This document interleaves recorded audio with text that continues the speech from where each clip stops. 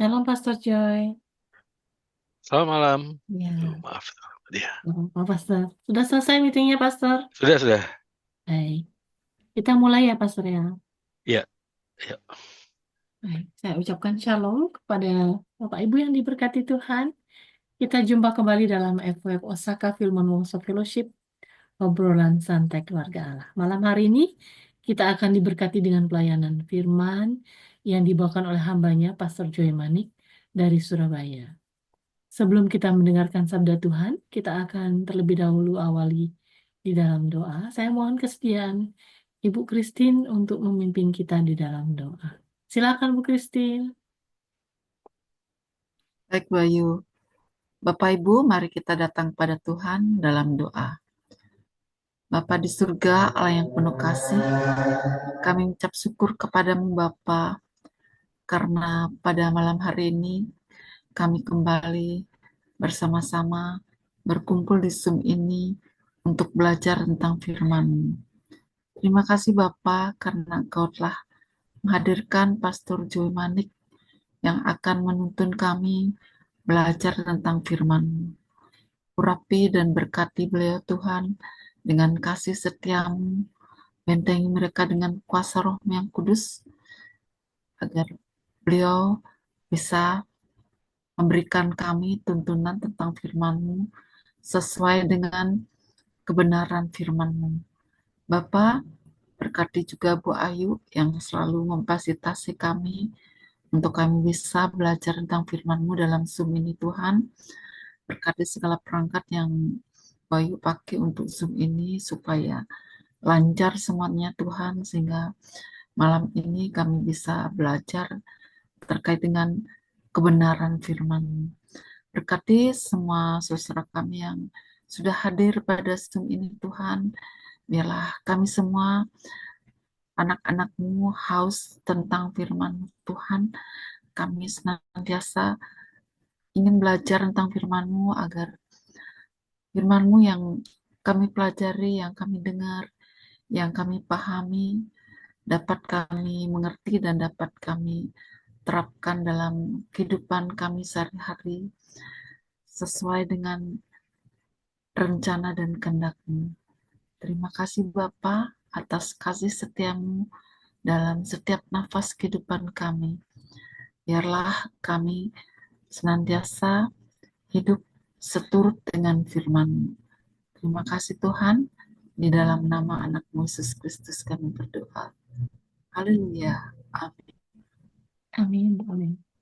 Amin. Amin. Untuk Terima kasih. hambanya Pastor Joy Manik kami berikan waktunya. Silakan Oke, Pastor. selamat malam. Terima kasih Bu Ayu. Selamat malam buat semuanya. Kita ketemu lagi di percakapan malam hari ini. Kita akan coba merenungkan satu bagian firman Tuhan, dan sebelumnya saya mengucapkan juga selamat tahun baru buat kita semua. Belum terlambat ya buat kita semua aja. Tuhan Yesus memberkati kita dalam perjalanan kita ke depan, ya, menjalani setiap musim kehidupan yang Tuhan anugerahkan atas kita. Oke, saya akan coba langsung share screen saya.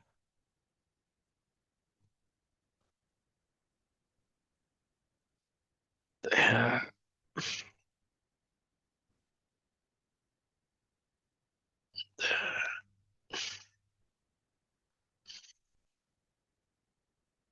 Oke, kita akan coba melihat satu bagian firman Tuhan dari kitab Filipi pasalnya yang ketiga.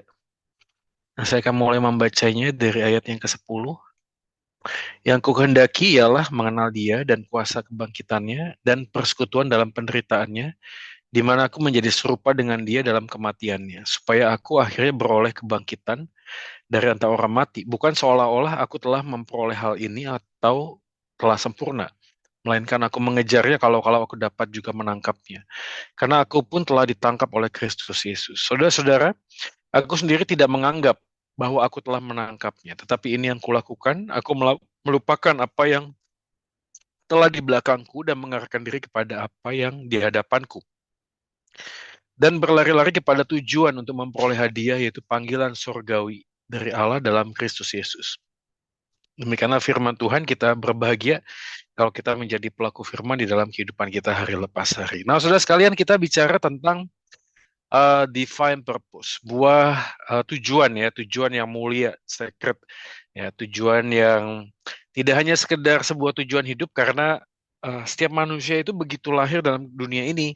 Ya harus diakui kita ini punya tujuan ya, walaupun ada banyak orang yang hari ini mungkin eh, sudah tahu tujuan hidupnya apa, tapi tidak menjalankan apa yang menjadi tujuan hidupnya. Atau mungkin ada orang yang hari ini tidak punya tujuan hidup, mengakunya demikian. Tapi apapun jawabannya, percaya atau tidak, setiap manusia yang diciptakan di dalam dunia ini pasti punya tujuan. Dan kita sebagai orang yang percaya tahu bahwa tujuan utama kita adalah memuliakan Tuhan. Ya, memuliakan Tuhan dan menikmati Dia dengan anugerahnya. Itu tujuan kita dipanggil dan hidup bagi Tuhan. Dan kita juga percaya bahwa penebusan Kristus di atas kayu salib yang membawa kita hari ini hidup ya, itu mempunyai arti yang sangat penting ya, karena gimana pun juga hidup manusia itu kan terdiri dari dua hal ya, ada zoe, ada bios. Zoe adalah kehidupan spiritual batinia, dan bios adalah kehidupan yang lahiriah. Nah, waktu kita ngomong tentang tujuan hidup kita, kadang-kadang apa yang menjadi bios ya, tujuan di dalam kehidupan lahiriah itu jadi distraksi ya, jadi membuat kita itu tanpa sadar itu hanya mencari segala sesuatunya untuk apa yang kelihatan, sehingga apa yang tidak nampak seperti iman, ya pertumbuhan kerohanian ya, walaupun ada buah-buahnya kesabaran yang bisa kelihatan dari orang lain, tapi kan mulainya itu dari hati ya. Makanya Alkitab mengatakan jagalah hatimu dengan segala kewaspadaan. Jadi kalau kita bicara tentang iman Kristen, pada mulanya waktu manusia jatuh dalam dosa, kita ngomong tentang tujuan hidup manusia, tujuan hidup kita adalah tentang diri kita sendiri. Tapi waktu kita sudah menerima karunia ya, atau penebusan dari Kristus Yesus, dia mati menebus dosa kita, maka hidup kita bukan tentang kita lagi, hidup kita tentang Kristus. Maka waktu kita menjalani hidup, sebenarnya apa yang terjadi di hari esok tidak lagi menjadi penting selama kita tahu siapa yang pegang hari esok. Apa yang terjadi di hari esok tentunya bisa beragam ya, bisa unexpected journey ya, sebuah perjalanan yang kita tidak bisa duga ya. Nah, 2025 ada banyak ramalan, ada banyak apa ya, perakiraan ya, bisa begini begitu, ada masalah ekonomi dan lain sebagainya. Bahkan kita menutup tahun dengan gonjang-ganjing PPN 12%, dan juga walaupun dicabut lagi dan seterusnya. Lalu kemudian kita juga ngelihat IHSG juga tergerus cukup dalam ya, cukup dalam. Ini membuat orang kemudian bertanya-tanya apakah di 2025 akselerasi ekonomi itu akan sangat baik, jadi baik atau enggak gitu. Karena gimana pun juga kan kehidupan kita tuh punya efek domino ya. Kalau kita punya gangguan di efek sosial atau ekonomi, itu pasti akan berkaitan dengan banyak hal lainnya. Dan kita sebagai orang Kristen kemudian harus mulai menata hati supaya sekali lagi bukan apa yang akan terjadi di hari esok, tapi siapa yang pegang hari esok yang sebenarnya harusnya menjadi motivasi ya, yang membuat kita kemudian punya pengharapan untuk tetap berjalan dan melangkah, karena masalah terbesar utama kita adalah dosa, dan dosa sudah selesai di atas kayu salib. Jadi sebenarnya masalah-masalah lainnya seperti ekonomi, sosial, politik, dan sebagainya itu harusnya tidak mengganggu hubungan kita dengan Tuhan. Harusnya bahkan sekali lagi, masalah-masalah yang terjadi itu membuat kita kemudian semakin bergantung dan bersandar pada Tuhan. Makanya Roma pasal 5 kan menjelaskan hal itu. Tidak hanya itu saja, kita juga bermegah atas penderitaan kita, atas atas goncangan hidup ya, karena penderitaan itu menghasilkan ketekunan, ketekunan menghasilkan tanah uji menghasilkan pengharapan, dan pengharapan tidak mengecewakan. Jadi sekali lagi Bapak Ibu sekalian, kita kalau ngomong tentang divine purpose, dasar kita untuk mengambil dan melihat hari esok kehidupan kita itu menjadi tujuan utama ya. Jadi tujuan utama kita harus berhenti mulai memikirkan tentang apa yang saya bisa dapat, apa yang saya bisa capai, dan seterusnya. Tapi siapa yang sudah mencapai kita, siapa yang sudah mendapatkan kita, itu menjadi landasan kita untuk berpikir dan mengambil sebuah tindakan dan keputusan yang akan terjadi di tahun ini gitu ya. Makanya di dalam bagian inilah kita bisa mendapatkan kalimat yang sangat penting ya, yang Paulus katakan, ayat yang ke-10 tadi yang saya baca. Yang ku kehendaki ya, Yang ku kehendaki ialah mengenal dia dan kuasa kebangkitannya. Jadi yang ku kehendaki, yang Paulus kehendaki dari segala hal yang dia bisa dapatkan, dia bisa capai, ialah mengenal dia, pengenalan akan dia, dan kuasa kebangkitannya dan persekutuan dalam penderitaannya. Di mana aku menjadi serupa dengan dia dalam kematiannya. Jadi beberapa kata yang penting di sana adalah kata mengenal dan menjadi serupa, Saudara. Jadi mengenal Tuhan itu tidak akan pernah eh, bisa kita hitung atau evaluasi ya. Saya kenal Tuhan ukurannya apa gitu ya. Ya selain dengan ukuran dengan semakin serupa dengan Dia. Jadi pengenalan kita akan Tuhan itu penting sekali dibarengi dengan pengalaman kita hidup di dalam Tuhan. Karena sekali lagi ya, saya selalu katakan ini, iman adalah titik temu antara pengenalan dan pengalaman. Selama kita hanya berhenti di dalam logika, rasio, mengenal, membaca Alkitab, belajar teologi dan doktrin, tanpa mengalami perjalanan hidup bersama dengan Tuhan, semua pengenalan kita tidak akan ada artinya. Dan ini menjadi poin penting buat orang Kristen yang hari ini punya cita-cita ingin menyelesaikan baca satu Alkitab, ya, belajar doktrin A, doktrin B, ya, mengenal dia dalam konteks yang sangat teologis. Sekali lagi saya disclaimer, saya mengatakan itu sangat penting, itu sangat bermanfaat ya. Tetapi tidak boleh berhenti di situ saja, karena tanpa pengalaman hidup kita bersama dengan Tuhan, apalah artinya apa yang kita kenal gitu. Makanya kan ada orang yang ngomong jarak antara surga dan neraka itu satu jengkal. Ya, seperti satu jengkal ini dari otak ke hati, sudah. Karena apa yang kita pahami itu tidak kita hidupi ya.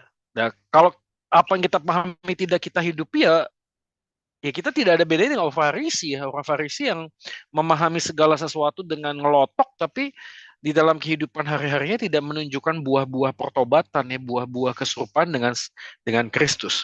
Makanya kalau kita kembali kepada tema kita hari ini, divine purpose, maka kita harus sadar bahwa sadar atau tidak, hidup tanpa tujuan itu seringkali menjadi tujuan dari sebagian orang yang mengaku dirinya mengenal Tuhan. Jadi udah deh mengalir saja gitu ya. Saya mengikuti pimpinan roh ya. Ya dalam satu bagian kita percaya ya, maksudnya gini, kita juga perlu belajar untuk taat ya, taat dan setia. Tidak ada banyak hal yang kita tidak bisa pahami, tetapi di dalam ketidakpahaman kita tentang apa yang terjadi, kita diminta untuk taat dan setia, of course. Tapi dalam bagian yang kita harus pahami adalah tanpa men-setting ulang, mengkalibrasi hati bahwa kita ini adalah umat pilihan, umat tebusan, maka hidup kita pada waktu ngomong tentang tujuan hidup, ya hidup kita tanpa tujuan, mengalir saja. Sebenarnya nggak begitu, saya.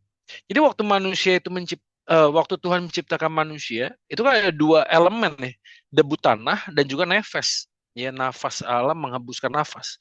Di dalam bagian itulah kita kemudian bisa menyadari ya, tanpa kehadiran Sang Pencipta, maka ciptaan tidak akan pernah punya tujuan hidup yang sejati gitu. Ya, kita hanya sekedar mencari-cari dan sayangnya ada banyak orang berhenti di dalam kehidupan agamis, kehidupan beragama, padahal kehidupan agama itu sendiri, kalau kita mau mengulik lebih dalam, itu orientasinya kepada diri. Gimana hidup bisa jadi lebih baik, ya, gimana hidup bisa teratur, gimana hidup bisa menjadi berkat. Itu tentang saya dan saya gitu loh. Ya. Dan ini kan jadi evaluasi buat kita semua ya. Maksudnya, selama kita menjadi murid Kristus, apakah orientasi dan tujuan hidup kita adalah tentang dia atau tentang saya gitu. Jadi kalau tentang dia, harusnya dia harus semakin bertambah dan aku harus semakin berkurang. Dia harus semakin besar, aku semakin kecil. Ya, kemarin saya posting di Instagram saya mengatakan kalau pada waktu Anda melangkah dan sulit untuk melangkah, ambillah langkah yang kecil bersama dengan Tuhan yang besar. Supaya apa? Supaya di dalam langkah kecil kita, kebesaran Tuhan itu semakin nyata. Karena waktu kita mencoba untuk mulai melangkah, tapi langkah kita besar, tapi Tuhan itu nampak kecil. Ya apalah artinya gitu. Apalah artinya segala achievement, pencapaian, segala prestasi ya yang kita bisa dapat kalau tidak menyatakan Tuhan yang besar gitu. Tapi sebaliknya, waktu kita mengambil sebuah langkah yang kecil, tapi di dalam langkah kecil itu Tuhan yang besar itu bisa dinyatakan, itulah tujuan hidup yang sejati, itu menyatakan siapa Tuhan itu di dalam dan melalui hidup kita. Dan di awal tahun 2025 ini, mari kita bersama-sama ya untuk memikirkan ulang dan mengkalibrasi hati apapun bentuknya ya. Di dalam pekerjaan, di dalam keluarga, di dalam pelayanan misalnya, apakah Tuhan yang besar itu nampak gitu ya. Jadi jangan sampai keterbatasan diri kita membatasi kuasa Tuhan, tapi sebaliknya di dalam keterbatasan diri kita, Tuhan yang tidak terbatas itu bisa dinyatakan.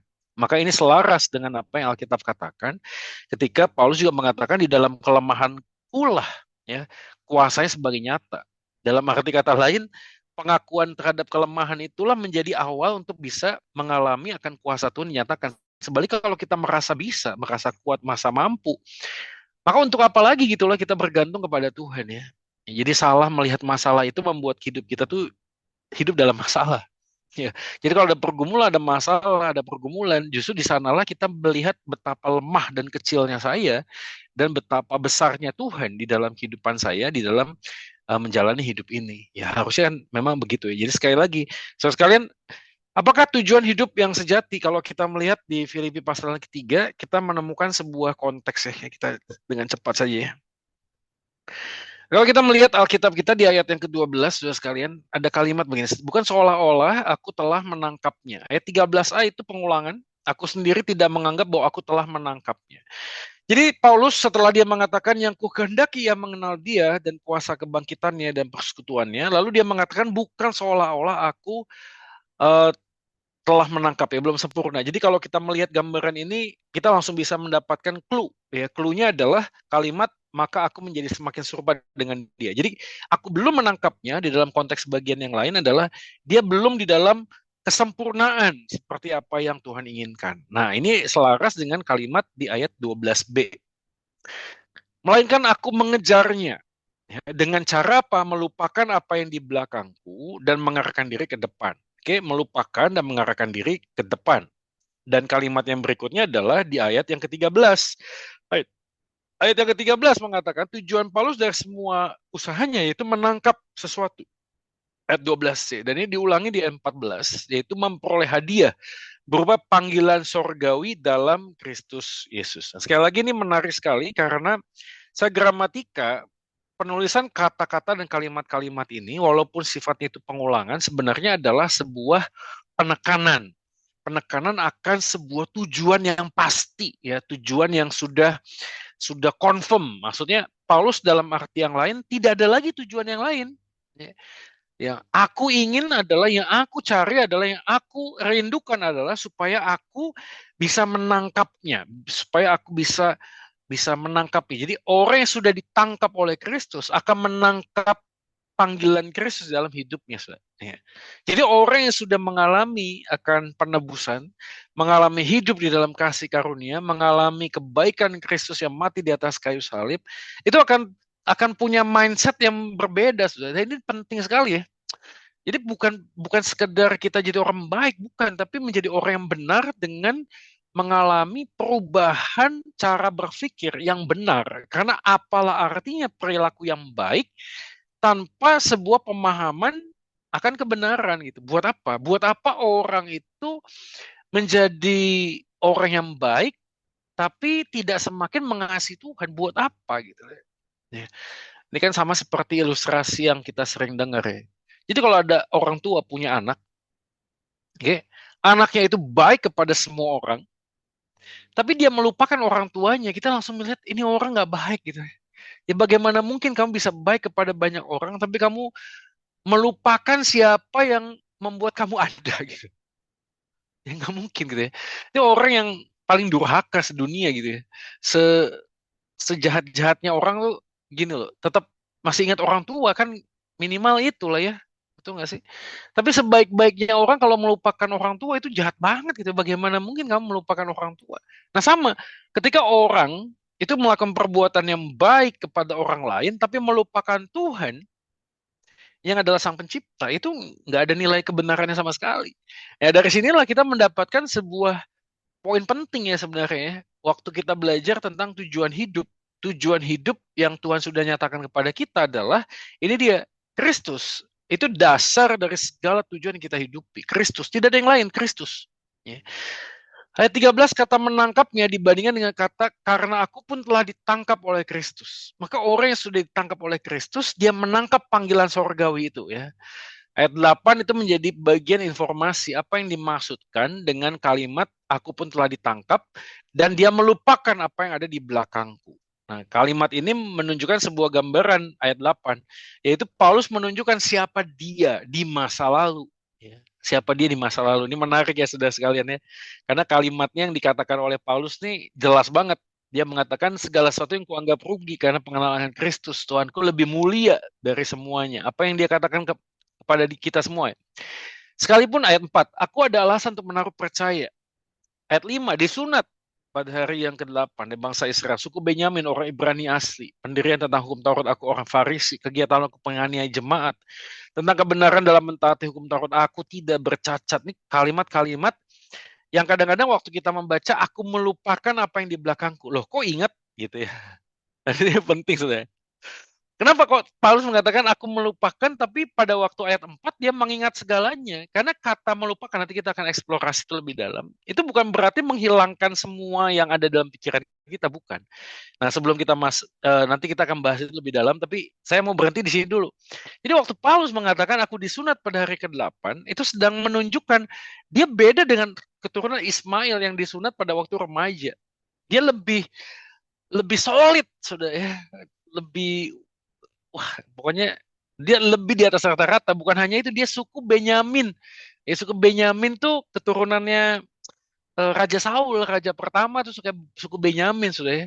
Jadi dia itu darah biru, sudah ya, darah biru. Ya, bukan hanya sekedar dia suku Benyamin, tapi juga orang Ibrani asli. Ya, bukan campuran, tidak ada campuran. Beda dengan misalnya contoh Timotius ya, yang orang tuanya satu Yunani, satu Yahudi, itu beda sekali. Dan dia juga orang Farisi dalam strata sosialnya, dia orang yang terhormat, sudah. Jadi segala sesuatu yang di dalam zamannya itu adalah sebuah kerinduan, harapan, cita-cita orang-orang untuk bisa memahaminya, mengalaminya, memilikinya. Paulus sudah dalam posisi tersebut, tapi dia menganggap itu semua kuanggap sampah. Aku tidak lagi menganggap itu suatu hal yang penting di dalam kehidupanku. Dan ini menjadi poin penting untuk membuat kita bisa setting our goals, tujuan hidup kita. Gini ya, saudara. Kalau Anda punya tujuan, kalau ditanya apa tujuan hidupmu, memuliakan Tuhan. Tapi maaf, di dalam kehidupan kita, kita masih terikat kepada apa yang dunia tawarkan. Rasanya sulit kita ngomong memuliakan Tuhan bagaimana. Ya, kita hanya menaruh kaki di dua tempat, atau kita jadi orang munafik.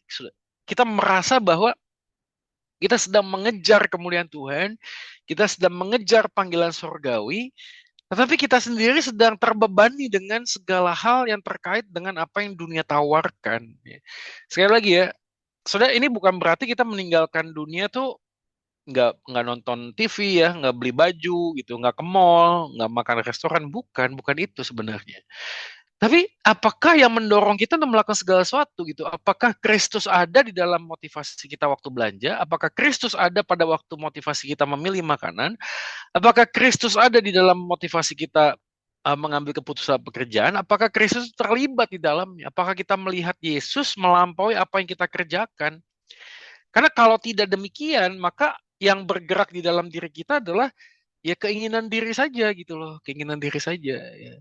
Jadi saya ingat beberapa orang bisnismen yang bersaksi mengatakan bahwa kalau saya hanya melihat apa yang saya bisa dapatkan dari pekerjaan, profit, cuan ya, maka saya tidak ada bedanya dengan orang dunia yang mengaku punya agama, tapi sebenarnya agama itu hanya menjadi sebuah kedok, tuh nggak sih?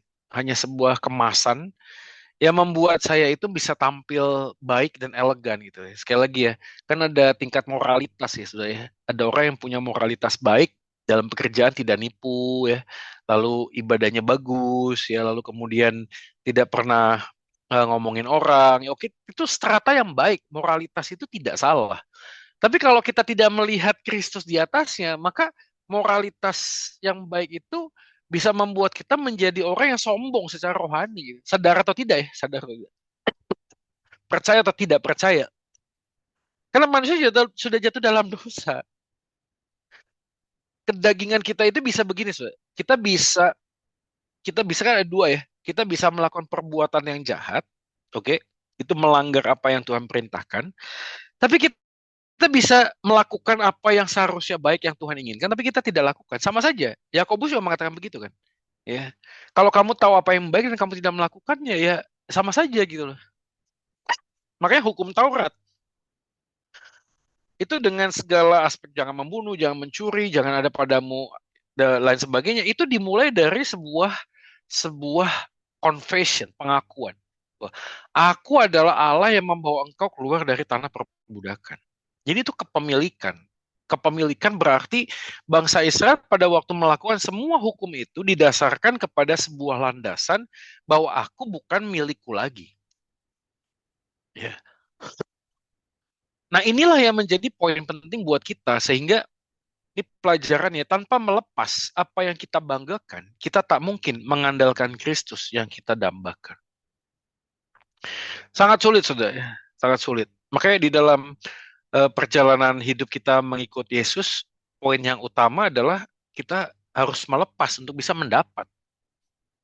Tanpa melepas apa yang kita banggakan, sangat mustahil kita bisa mendapatkan Kristus. Artinya, apakah kita bisa mengatakan Yesus adalah segalanya buat kita? Apakah kita bisa mengatakan Christ is more than enough for me?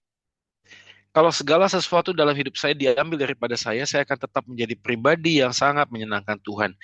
Sekaligus ketika saya percaya pada Yesus dan tidak ada sorga, maka aku akan tetap percaya pada Yesus. Ini penting ya, saya. Kenapa ini penting? Karena ada orang yang percaya Yesus hanya untuk bisa masuk sorga. So. Ini kan nggak ada bedanya dengan orang yang percaya Yesus supaya kaya. Orang percaya Yesus bisa sembuh. Sekali lagi ya, tidak ada yang salah dengan kekayaan, kesembuhan, dan sorga. Enggak. Tapi kalau kita mau mencoba mengintrospeksi diri kita, berkaca kepada sebuah kebenaran, maka ada banyak hal yang kita dambakan. Sudah. Ya. Ada banyak hal yang kita ingin banggakan. Ada banyak hal yang membuat kita kemudian bisa dilihat lebih baik, ya, lebih punya, lebih berprestasi dari orang lain. Karena itu kecenderungan diri kita. Kita itu tidak suka orang itu bisa ada di atas saya. Ya, of course ini konteksnya kan kita harus lihat dalam tingkatan sosial yang dekat dengan kita ya. Ya tentu saja kita bisa mengakui ya, Pak Presiden nggak mungkin lah di bawah saya. Ya oke lah ya. Tapi kan kita juga bisa komen ya, kok Presiden begini begitu gitu. Kita merasa kita bisa lebih pintar. Sama lah ya. Sama seperti seorang komentator ya, Bapak Ibu ya. Seperti aduh, nonton bola gitu ya. Lionel Messi aja kita bisa bodoh-bodohin ya, bodoh nih Lionel Messi gitu. Karena kita bukan main di sana, kita hanya menjadi komentator. Kita merasa orang lain itu ya punya banyak kelemahan, padahal kita jauh lebih punya banyak kelemahan. Tapi kita punya kecenderungan begitu. Kita ingin menutupi segala kelemahan kita dengan cara menunjukkan kelemahan orang lain ya, yang lebih parah dari kita. Ya, kita lemah, tapi maaf ya, dia lebih lemah dari saya. Ya, makanya selalu kalau kita ngomong tentang dosa, ya itu selalu kaitannya adalah sama seperti kita kejadian cari kambing hitam. Ya, walaupun ada banyak kambing yang tidak hitam, tapi kita cari kambing hitam. Kita tidak ingin salah sendiri gitu ya. Kita pengen ngomong saya begini karena dia. Oke. Kalaupun tidak karena dia, kita nunjuk orang lain supaya waktu kita buat salah, ya bukan cuma saya kok yang salah, dia juga begitu.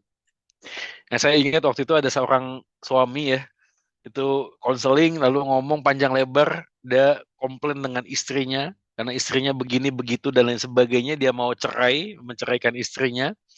Lalu saya bilang tidak ada satu ruang pun dalam Alkitab dia mengangkat Matius 19, dia bercerita ini loh Pak ada Pak, kecuali karena zina dan lain sebagainya.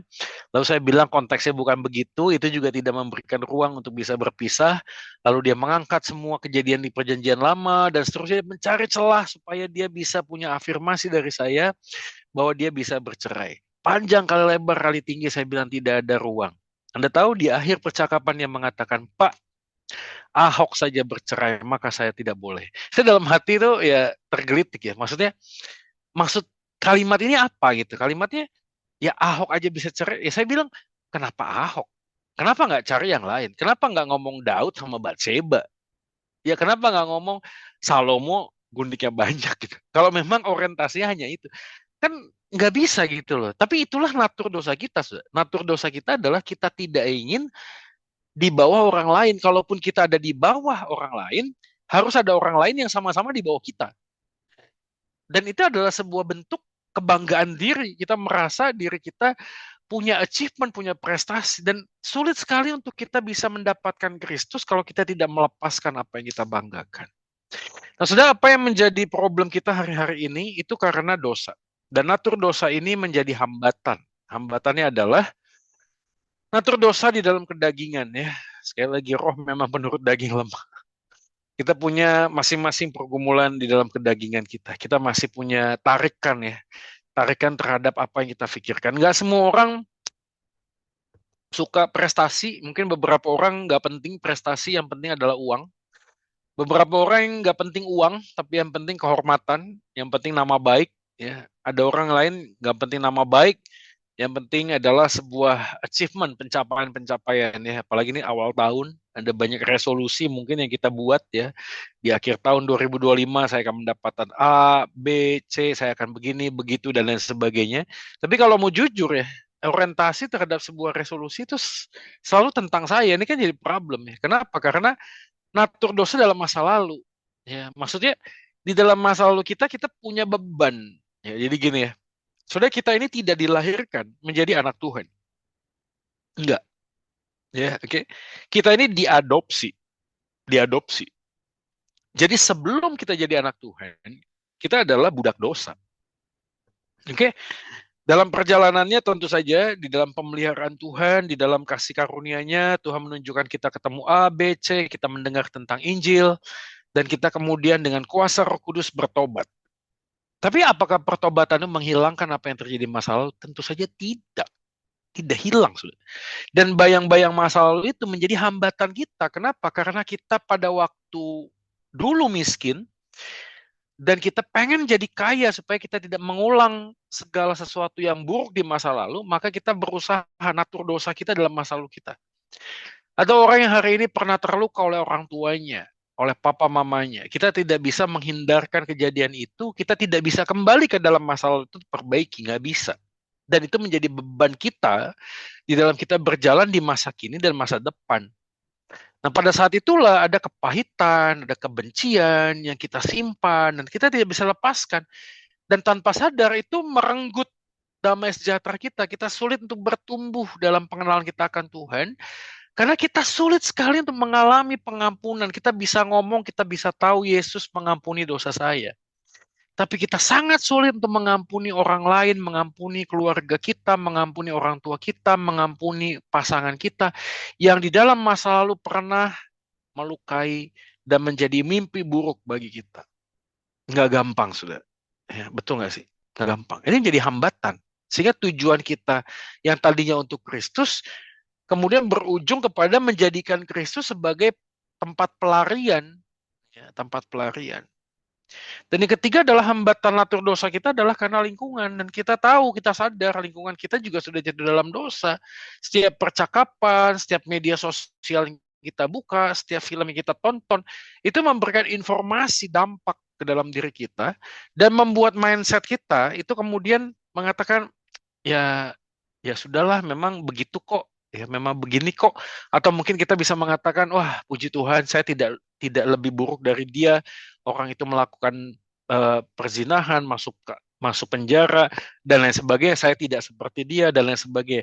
Natur dosa dalam lingkungan juga membuat kita sulit ketika ada afirmasi dari orang lain, gak apa-apa lah bercerai, saya juga bercerai kok, tapi saya juga bahagia hari ini, dan seterusnya. Itu jadi hambatan.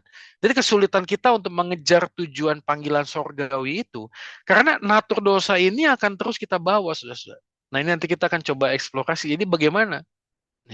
Sehingga di dalam konteks inilah kita harus mengakui, waktu kita ngomong tentang divine purpose, tujuan hidup yang mulia yang Tuhan nyatakan, itu tidak semudah membalikkan telapak tangan, tidak semudah mengucapkannya dengan mulut, tidak semudah pemahaman kita tentang kebenaran, tetapi pada saat yang sama kita harus menyadari keberdosaan kita. Sebagai manusia yang berdosa, kita mudah mengejar apa yang baik yang kita suka, sehingga mengabaikan apa yang benar yang Tuhan inginkan, yang Tuhan mau.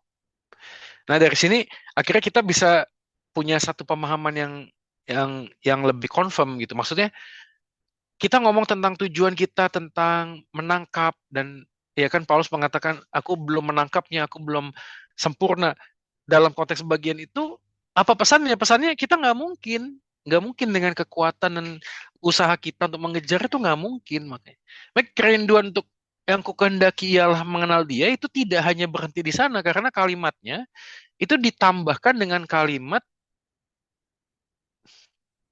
seperti ini sudah kalimatnya. Ayat yang ke-10. Dan kuasa kebangkitannya, aku udah mengenal dia, kuasa kebangkitan dan persekutuan. Nah ini dia. Ya. Persekutuan itu berarti dwelling.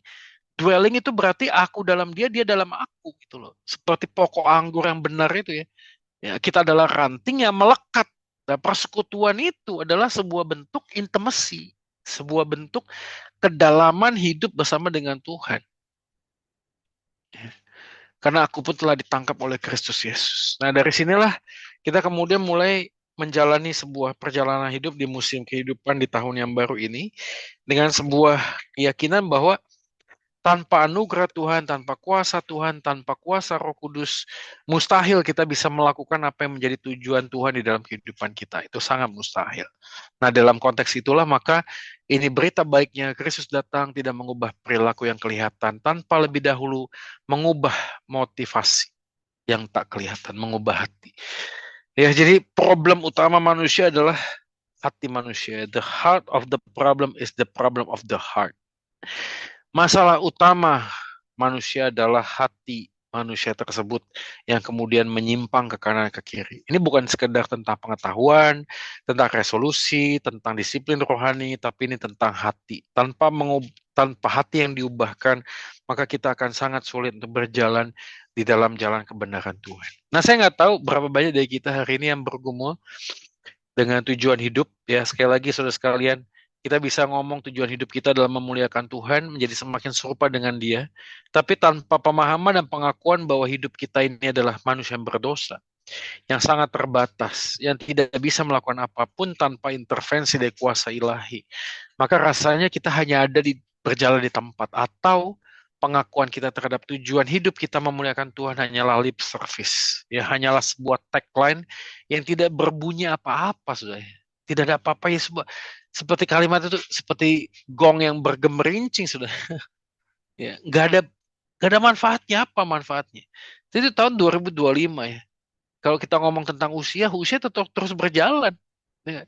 Tapi kalau usia kita terus berjalan tanpa dibarengi dengan usia pertumbuhan rohani, ya buat apa gitu? Ya, capek. Apalagi ada beberapa orang yang isi resolusinya itu hanya berkaitan dengan do and don't gitu.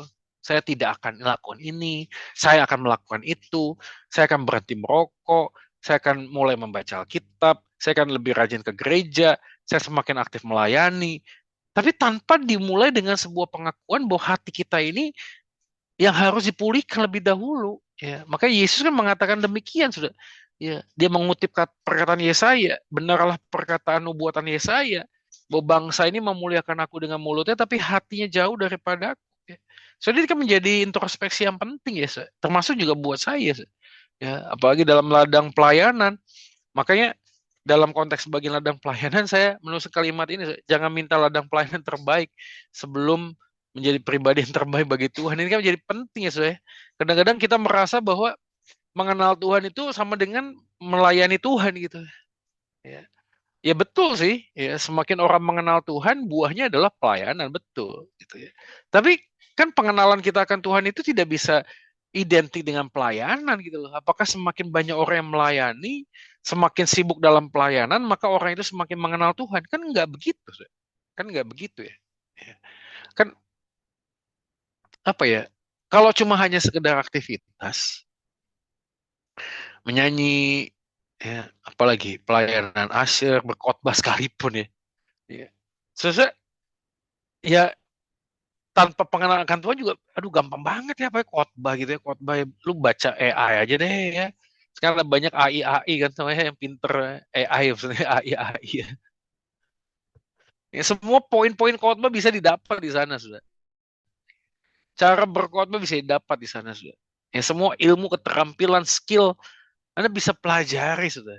Tapi buat apa semuanya itu? Kalau kita tidak semakin mengenal mengasihi Dia yang lebih dahulu mengasihi kita, untuk apa kita tidak kita punya ladang pelayanan yang luas, ya, tapi tanpa menjadi pribadi yang terbaik bagi Tuhan. Sudah di akhir tahun saya mencoba untuk mengintrospeksi diri ya.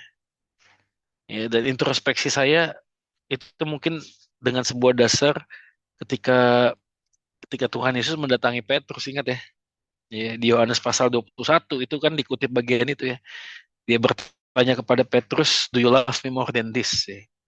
Nah, kalimat yang dipakai adalah kata yang sama. Dan banyak orang yang menafsirkan ini dengan kata bahasa Yunaninya. Jadi, pada waktu Yesus berkata, "Apakah engkau mengasihi aku?" Nah, kata mengasihi yang dipakai oleh Yesus kepada Petrus, yang pertama adalah, "Apakah engkau agape kepada aku?" Dan dia bertanya dua kali, "Apakah engkau agape?" Tapi Petrus mengatakan kepada Yesus, "Aku phileo kepada kamu." Ya, ada orang menerjemahkan yang diminta Yesus adalah kasih tanpa syarat, kasih Allah, tapi Petrus mengatakan, "Aku kasih persaudaraan." Kayak kalimatnya, "Apakah engkau agape, aku phileo." Apakah engkau agape, aku phileo. Dan kalimat yang ketiga, Yesus mengatakan, "Apakah engkau phileo kepada aku?" Ya, sepertinya seakan-akan Tuhan Yesus menurunkan derajatnya. Tapi ini tafsiran umum yang sebenarnya keliru sih sebenarnya. Saya dulu juga pegang pegang tafsiran ini. Oh, berarti Yesus menurunkan derajatnya. Lalu kemudian respon Petrus dia menangis. Sebenarnya bukan itu ya. Karena dalam bahasa Yunani kata agape itu sering kali dipakai. Itu bukan untuk menunjukkan kasih Allah, bukan. Agape itu dipakai berkali-kali. Bahkan Rahab ya sama ya Tamar ya. Itu kata mengasihi itu dipakainya agape dalam Septuagintanya ya, di tafsiran dalam Ibrani ke Yunaninya ya.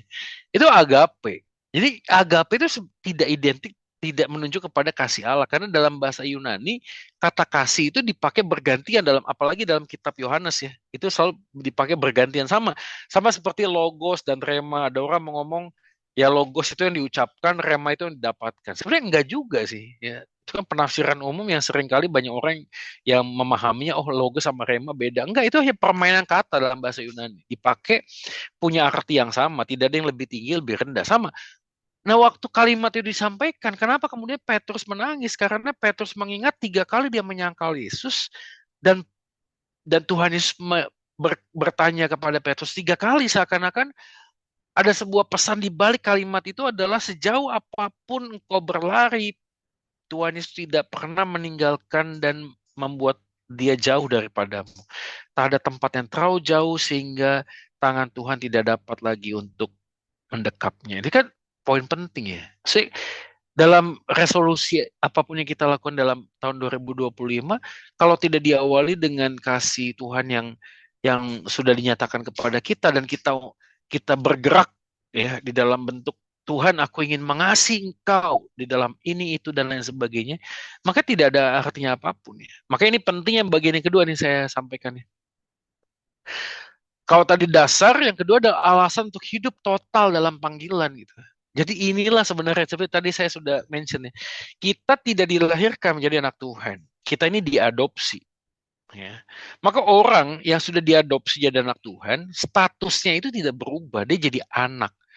Performance kita itu tidak pernah mengubah status kita, enggak pernah.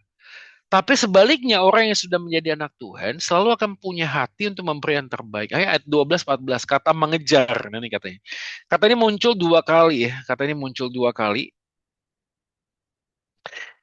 Dan muncul di pasal 36, yang di konteksnya pada waktu itu Paulus mengingat tentang penganiayaan. Di kalimatnya adalah, aku mengejar orang-orang yang Kristen itu ya. Itu menunjukkan totalitas, dan kalimat yang sama, kata yang sama dipakai untuk menjelaskan semangat dan kerja keras. Sebagaimana aku dahulu Paulus mengejar orang Kristen, membunuh mereka dengan totalitas, demikian juga aku hari ini yang sudah ditangkap oleh Kristus, aku totalitas di dalam Kristus. Jadi esensinya itu begitu, sama sebenarnya. Dan ini menjadi poin yang penting karena Paulus menggunakan metafora, itu olahraga. Ya, 13-14 ya. Aku bersemangat ya. Nah, kayak kalimatnya tadi dikatakan ya, aku melupakan apa yang ada di belakangku. Baik, kita lihat ayatnya, yang saya coba lihat Alkitabnya. Aku sendiri tidak menganggap bahwa aku telah menangkap ini yang kulakukan. Aku melupakan apa yang telah di belakangku. Jadi kata ini dengan totalitas aku melupakan, dan kata ini dipakai epilantanomai, yang berarti to lose out of mind. Oke. Jadi kata yang dimaksud di sini itu bukan berarti menganggap itu lupa, melupakan itu menghilangkan, bukan. Tapi ini artinya adalah tidak lagi menjadikannya sebagai yang utama. Ya. Jadi apa yang tadi disunat hari ke-8, bangsa Ibrani, orang Farisi, suku Benyamin, itu tidak lagi yang jadi utama. Jadi ada banyak orang salah kaprah. Oh, melupakan itu berarti melupakan masa lalu, melupakan dosa, melupakan hal-hal yang buruk terjadi masa. Enggak, bukan itu. Itu nggak mungkin bisa hilang. Walaupun kamu mau coba untuk menghilangkannya, kamu jadi frustrasi. Enggak. Karena kalimat ini itu justru membuat kita menyadari bahwa tidak lagi yang utama, artinya semua hal yang ada di dalam masa lalu tidak lagi menjadi penentu, menjadi dasar, tidak lagi menguasai kehidupanku di dalam aku menjalani kehidupan ini. Ya. Semoga ini bisa menjadi eh, perenungan ya buat kita ya. Kenapa ya? Karena ada orang tuh yang mencoba untuk melupakan orang tuanya, melupakan mantannya, melupakan pasangannya yang pernah melakukan hal yang buruk di masa lalu, justru melahirkan sebuah beban yang baru gitu. Enggak sih, enggak. Ya, saya sendiri punya pengalaman yang tidak menyenangkan di masa lalu. Tapi kata kalimat ini bukan berarti saya melupakan apa yang di belakang, bukan. Tapi menyadari bahwa Tuhan hadir dalam masa lalu untuk membentuk aku menjadi pribadi yang lebih baik di masa kini dan di masa yang mendatang. Jadi melupakan artinya itu tidak lagi menguasai hidupku, tidak lagi mengendalikan hidupku. Ya, dan inilah poin penting untuk kita bisa gambarkan ya. Ini Paul Hibbert saya pernah sampaikan ini juga kalau nggak salah ya. Jadi kalau Bapak Ibu melihat tanda panah yang kedua, dua tanda panah itu adalah pengalaman. Ya, jadi world view itu di tengah, cara pandang kita terhadap hidup. Itu terkait dengan belief, feelings, dan value. Ini kan penting ya. Jadi kenapa feeling itu dimasukin di sana? Karena ada orang yang bisa tahu Tuhan sayang sama dia, tapi tidak bisa merasakan cintanya Tuhan pada dia gitu. Kamu tahu nggak Tuhan sayang kamu? Jawabannya tahu. Tapi apakah kamu merasakan sayangnya Tuhan pada kamu? Jawabannya enggak. Sama seperti orang tua tanya sama anak, tahu nggak papa mama sayang kamu? Jawabannya bisa jadi tahu. Tapi apakah dia merasakan cintanya papa mama? Belum tentu. Jadi dua hal yang berbeda. Ya. Ini kan saya punya papa ya. Punya papa tuh pekerja keras. Saya tahu dia cinta saya, dia kerja keras, dia cari duit untuk saya bisa hidup, sekolah dan sebagainya. Tapi problemnya adalah semua hal yang dikerjakan oleh dia tidak membuat saya merasakan cintanya dia kepada saya. Kenapa? Karena yang dibutuhkan oleh seorang anak adalah pelukan, kebersamaan, obrolan. Dan itu tidak terjadi. Tapi apakah saya tahu papa saya cinta saya? Saya tahu. Makanya dia bekerja keras. Jadi kayak bahasanya tuh apa ya, love language lah ya. Jadi bahasa kasihnya tuh nggak nyambung aja gitu. Nah ini belief system di tengah itu membentuk worldview kita. Jadi ada belief, kepercayaan, ada perasaan, dan ada value. Nah ini menghasilkan behavior products. Nah ini saya tidak akan bahas semua. Tapi jadi highlight saya adalah ini pengalaman-pengalaman yang ada di sini. Itu nggak bisa hilang, sudah. Siapa yang bisa bilang hilang? Enggak. Tapi seharusnya itu tidak lagi menguasai hidup kita. Makanya untuk bisa mencapai tujuan Tuhan di dalam kehidupan kita, memuliakan Dia, itu dimulai dengan sebuah pengakuan bahwa Tuhan hadir di masa lalu. Tuhan hadir mengizinkan aku mengalami hal yang buruk terjadi. Supaya aku belajar untuk menatap masa depanku menjadi pribadi yang lebih baik. Nah, ini kalimatnya. Mereka yang telah menemukan rasa aman dalam pelukan Tuhan, tak lagi mencari rasa nyaman dalam pelukan manusia. Kasih sejati itu tak berorientasi pada diri. Yes, amin banget sih kalimat ini. Jadi rasa aman dalam pelukan Tuhan tuh membuat kita tuh nggak perlu gitu ya cari tempat untuk kita merasa nyaman gitu ya. Ya ini kan bukan cuma sekedar pelukan manusia ya. Ada orang yang merasa nyaman kalau dipeluk oleh dolar, dolar, dolar US, atau ada orang yang merasa nyaman kalau dipeluk oleh Bitcoin, oleh blockchain. Ada orang yang merasa nyaman, banyak lah ya kita bisa sebutkan hal lainnya gitu. Tapi rasa aman itulah yang membuat kita kemudian hari ini bisa mulai melangkah dan melanjutkan perjalanan kita untuk mengejar tujuan hidup kita di dalam Tuhan gitu loh. Ya. Tanpa itu semua rasanya kita hanya akan berjalan di tempat gitu. Dan inilah sekali lagi yang tadi saya ulang ya, penebusan Kristus, Kristus menangkap Paulus, pengenalan kita akan Dia, akan Tuhan. Itulah awal dari langkah perjalanan kita untuk mengejar tujuan hidup kita ke depan, yaitu semakin serupa dengan Kristus. Supaya apa? Supaya kesadaran bahwa saya adalah anak yang tidak lagi ditentukan dari prestasi dan kebaikan saya, membuat kita hari ini merasa aman. Bahwa tidak ada lagi yang bisa mengubah status saya sebagai anak itu di dalam dunia ini ya. Tidak ada lagi yang bisa seperti perkataannya ketelanjangan, penyakit, pedang, ya, penganiayaan, penghulu di udara, tidak akan pernah bisa memisahkan kita dari kasih Allah. Nah, rasa aman itulah yang membuat kita kemudian bisa memulai untuk mengejar panggilan sorgawi itu ya. Dan seorang anak yang sungguh-sungguh sudah mengalami kasih Bapa itu tidak akan lagi hidup biasa-biasa. Nah, ini yang terakhir. Kasih Kristus yang luar biasa seharusnya membuat kita hidup tidak lagi biasa-biasa. Bukan karena kita yang bisa, tapi Dia yang membuat kita bisa untuk melakukannya.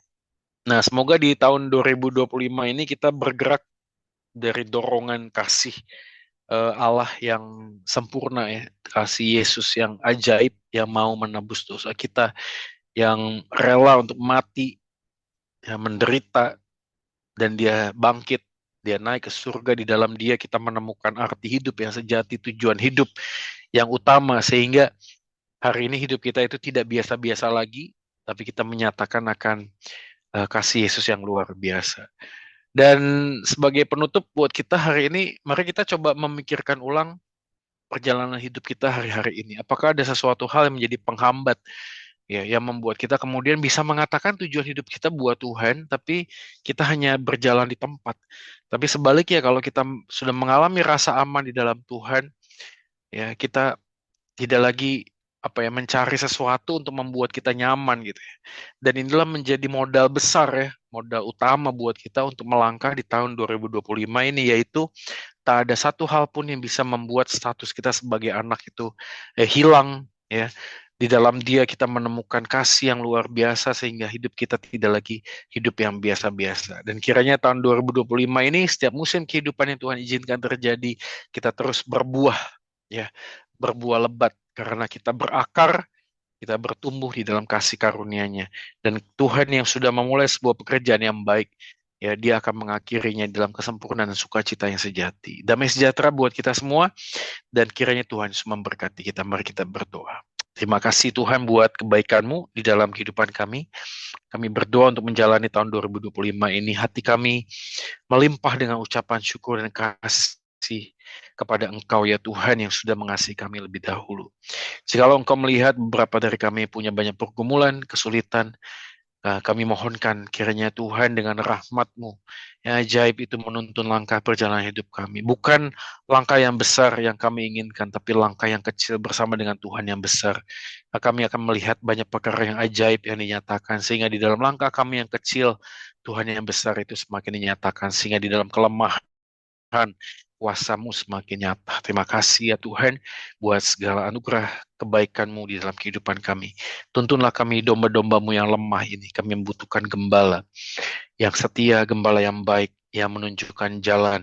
Walaupun di padang yang berumput hijau sampai lembah bayang-bayang maut, kami yakin dan percaya gembala kami tak mungkin meninggalkan kami. Pegang tangan kami untuk berjalan bersama dengan Engkau sampai kepada kesudahannya. Demi Kristus Tuhan yang kami kasihi, Tuhan dan Juru Selamat kami yang hidup, kami sudah berdoa dan mengucap syukur.